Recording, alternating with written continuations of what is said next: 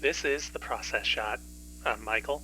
I'm stuck in a haunted movie theater, and I've seen Love and Leashes, a new South Korean romantic comedy drama from director Park Hyun-jin. It follows two office workers, Ji-hoo, a recent transfer with a solid reputation for success, and Ji-woo, whose track record is equally solid but is underappreciated by her superiors. They have little in common other than that their names are almost identical, so it's no surprise one morning when a package for Ji-hoo ends up in Ji-woo's hands. It ends up being a collar, though one far too big for a dog. Ji-hoo panics, and after a few antics, he confesses that he has a particular fetish for submission, going as far as to ask Ji-woo if she'd be willing to be his master.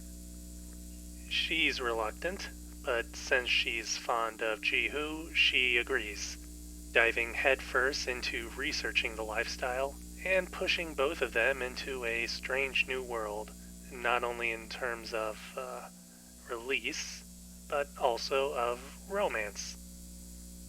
That might make it sound cutesier than it actually is, but the movie does treat its ideas with a positive, almost lighthearted approach.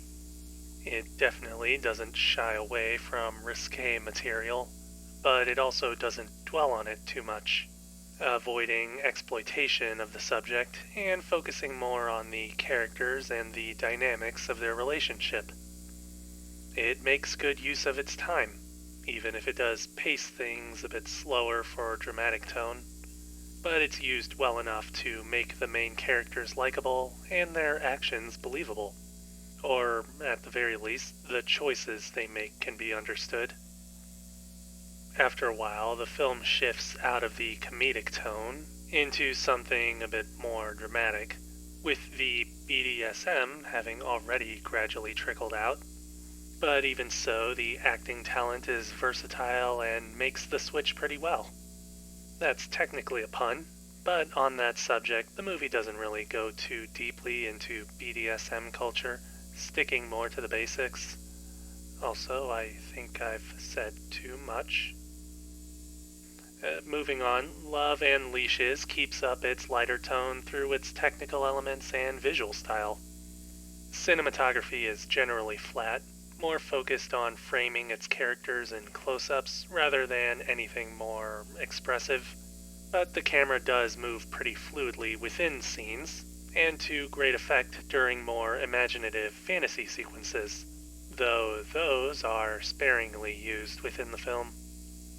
Color design also plays into those sequences, going nice and red when getting down and dirty. Otherwise, it keeps things on a more naturalistic level, with seemingly more focus on lighting to help accentuate the mood of a scene. Sound design is also used pretty appropriately, though I can't think too much of anything that sticks out in my mind.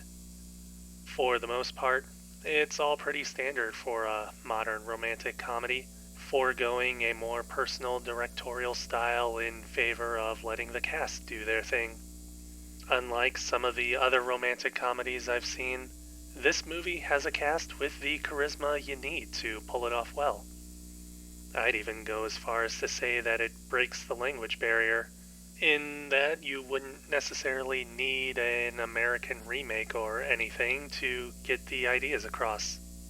The movie does kind of feel like it's made to be remade, but I feel like something would be lost in the process, especially if they just use it to let the cast tell all the dirty jokes that they know.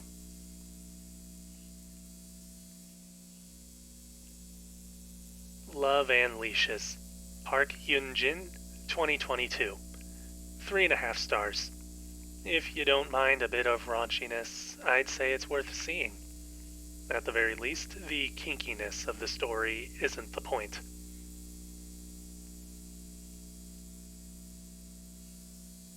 That's it for this review. If you liked it, leave it a like. If you have something to add, leave a comment. Subscribe to the channel for more reviews. let's also make sure that we forget what I was saying earlier about BDSM culture. I've never actually looked into it. I swear.